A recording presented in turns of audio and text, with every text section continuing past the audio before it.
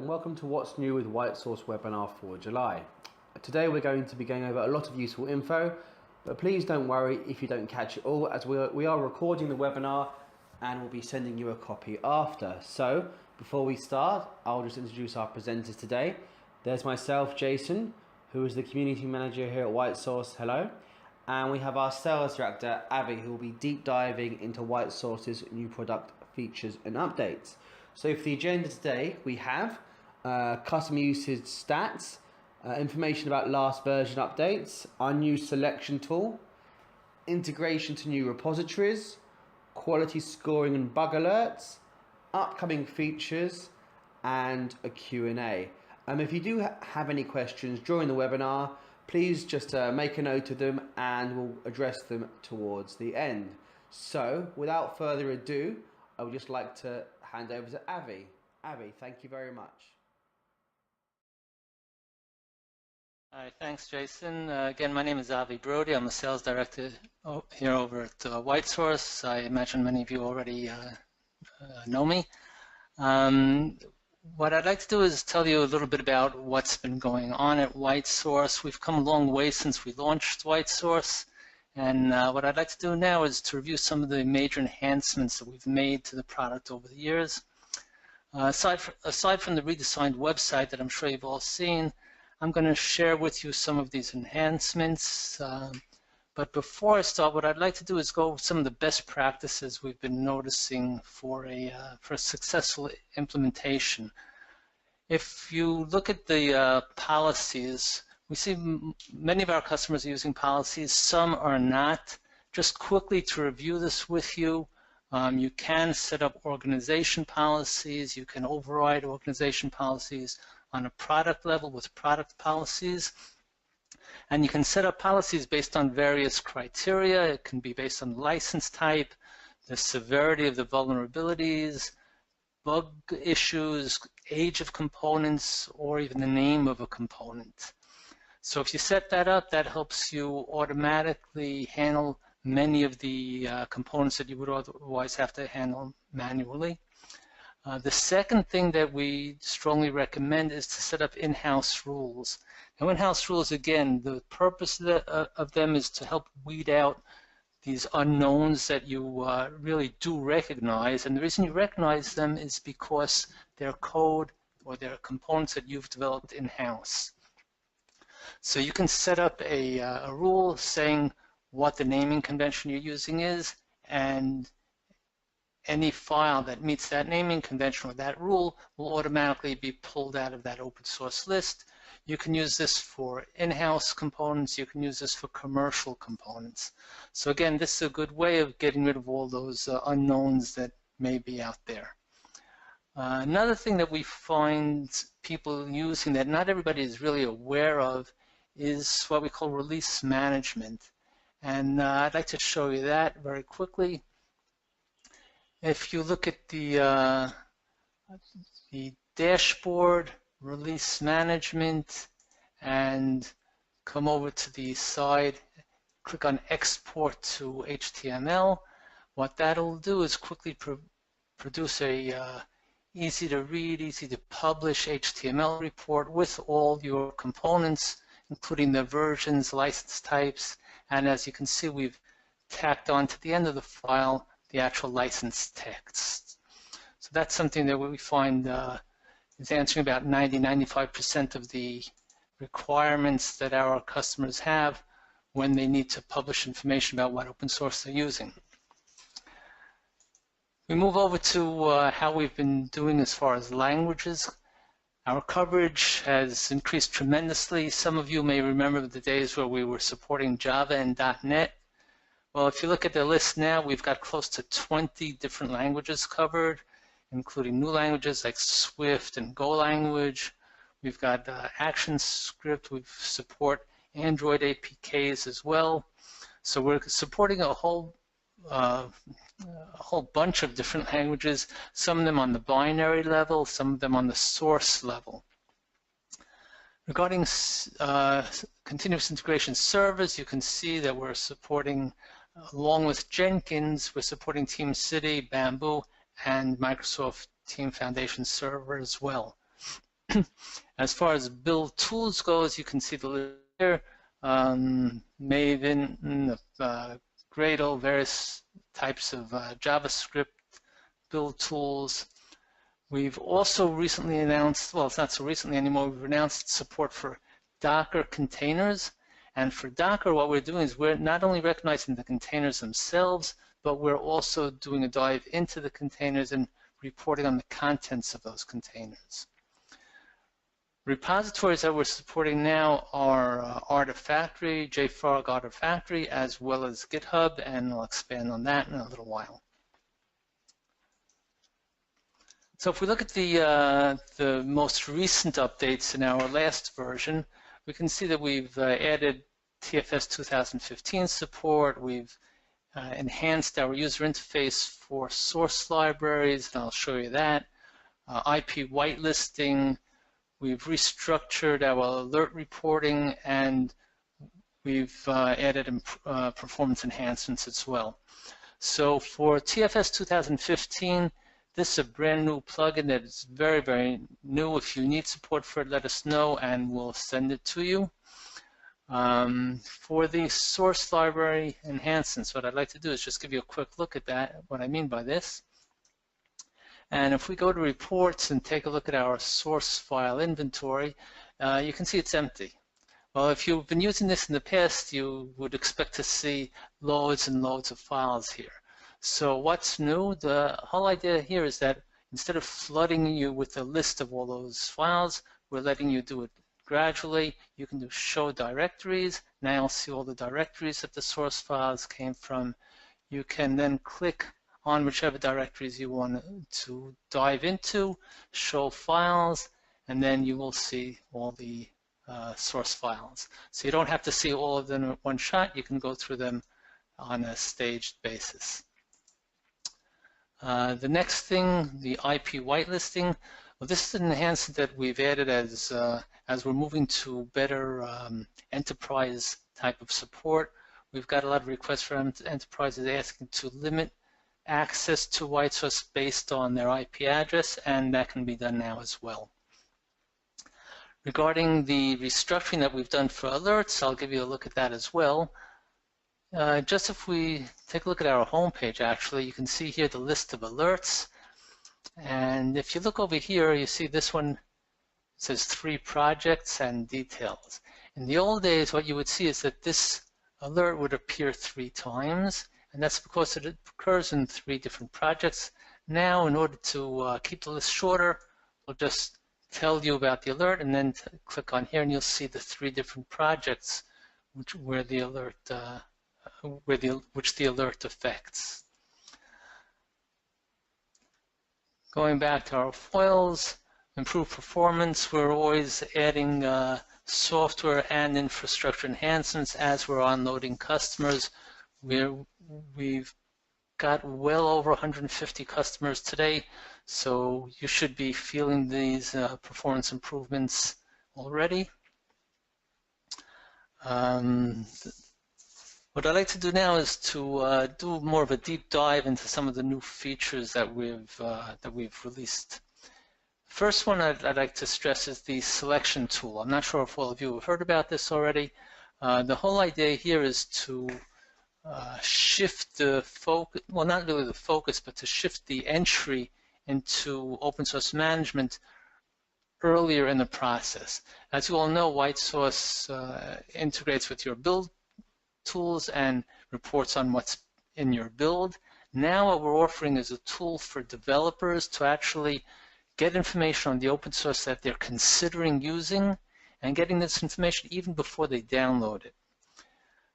What it does is it's actually an extension to your browser which recognizes the directories or the repositories listed below, and as soon as the developer looks at a component within one of these repositories, the extension will reach out to WhiteSource and bring him valuable information.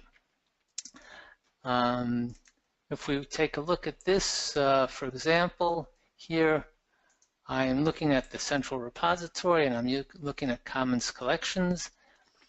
And if I look up on here, we'll see there's a new icon on my toolbar, and this is the WhiteSource selection tool.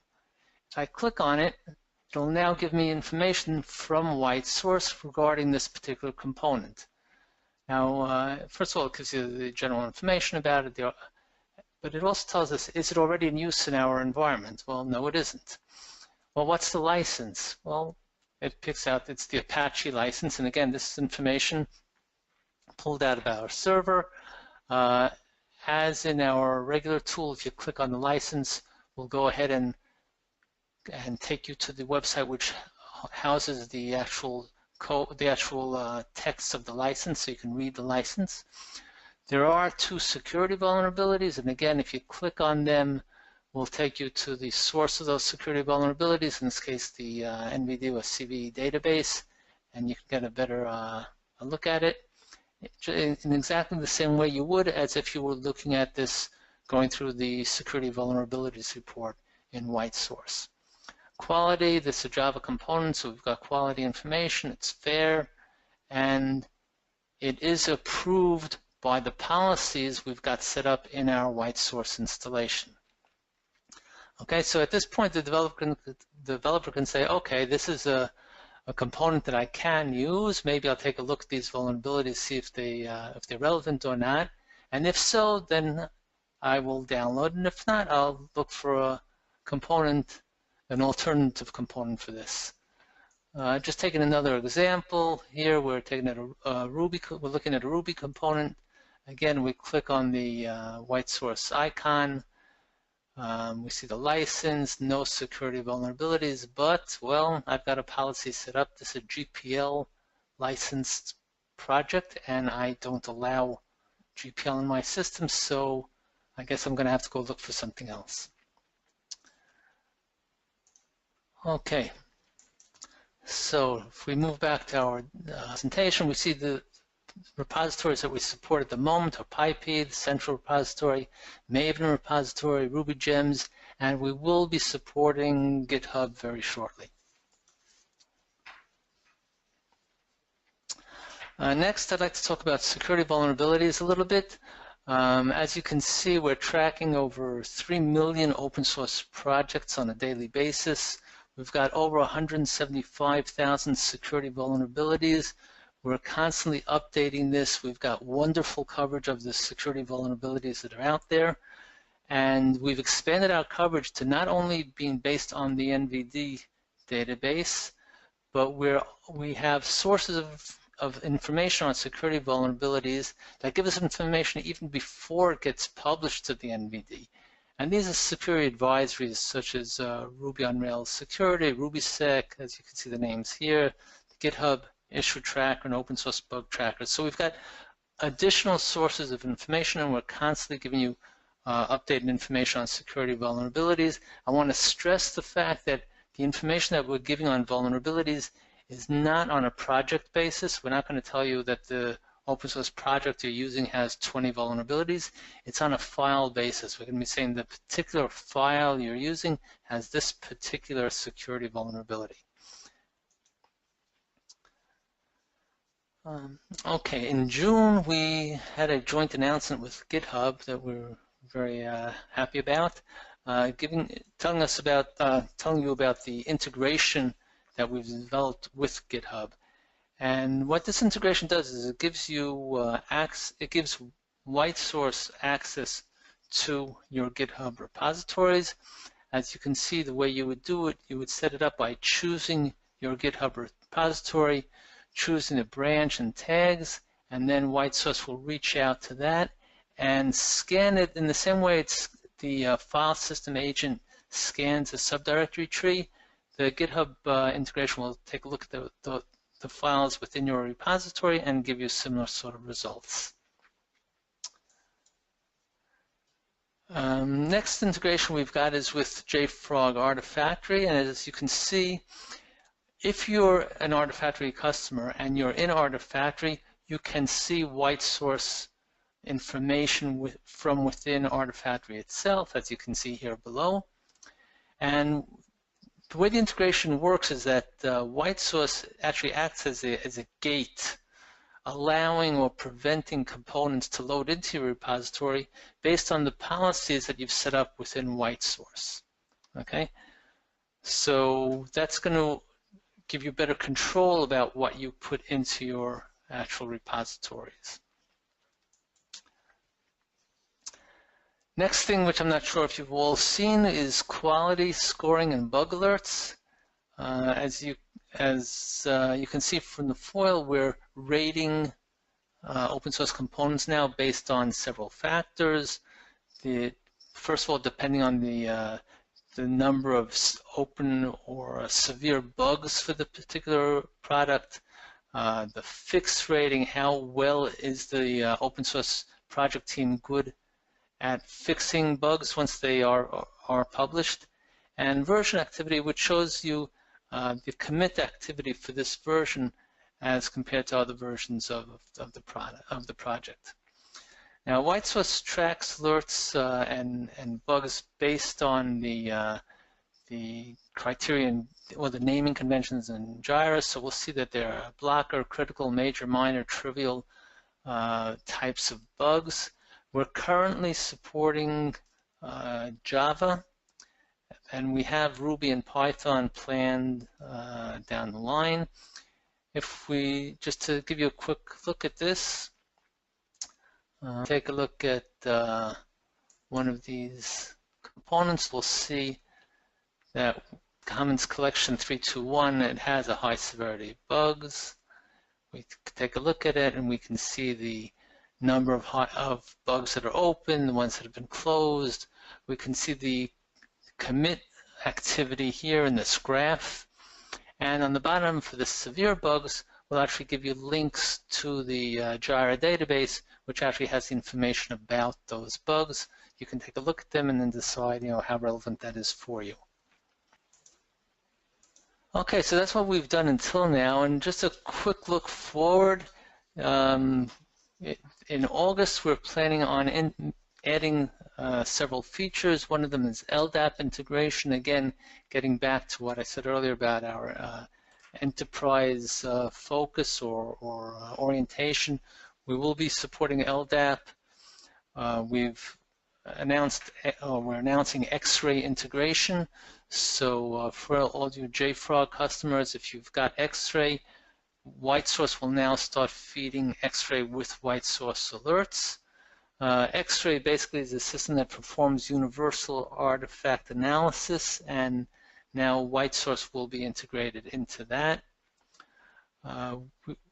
As I mentioned earlier, we've got Docker support, but we're improving the support in that we're going to be supporting scaling of very, very large numbers of running containers, which will give you much better usability when you're working with Docker. As far as a little bit further down the line in September, which we're going to be integrating with Jira, and what that's going to be able to give you is to allow you to create workflows from your policy. So it's not just going to be a matter of accepting, rejecting. You can actually create a workflow in the normal environment for managing workflow, which would be Jira. We're going to be adding GitHub support to the selection tool. As I mentioned earlier, I showed you the different repositories that we support already, and GitHub is coming pretty soon. We also are going to be opening up the risk report to a product level. If you've been running the risk report at all until now, you know that the risk report is a report that gives a summary of the status of all the open source in your organization. It's a very nice report. We've gotten requests to do that on to produce the same report on a product basis, and we'll be doing that very shortly. So that pretty much covers most of the changes, most of the enhancements, the major things that we've done over the past year or so.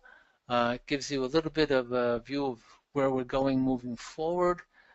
I hope you found this interesting. We do look forward to hearing from you, and I'm going to pass this back to Jason to wrap up. Thanks, Avi. That was really interesting. I really like the info about our new selection tool. I'm sure that will save our users a lot of time and effort. So questions and answers. I would just like to open up questions to you guys. So Avi, we have a question from Sarah.